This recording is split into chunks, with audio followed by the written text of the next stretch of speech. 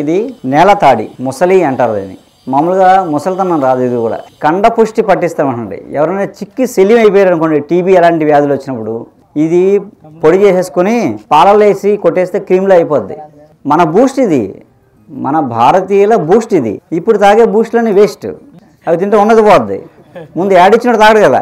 అలా ఏంటంటే ఏం లేదు, నేలతాడి చక్కగా ఇలా ఉన్న ముక్కల్ని పొడి చేసేసుకుని ఒక డబ్బాలో వేసుకుని చక్కగా పాలు బెల్లం వేసి ఈ పొడి వేసి తాగితే మంచి కమ్మటి రుచి బాగుంటుంది. పిల్లలు పెద్దలు అందరూ తాగొచ్చు.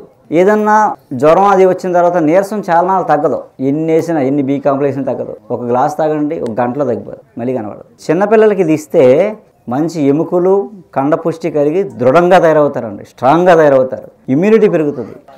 ఇది వేసుకుంటే టీబీ రాదు. అంటే దగ్గు జలుబు కఫాలు ఇలాంటివి రావన్నమాట అండి. ఇమ్యూనిటీ పవర్ పెరిగిపోద్ది అనమాట. కరోనా లాంటివి ఏమి చేయమని అద్భుతం. అలా మంచి బలం ఉంది.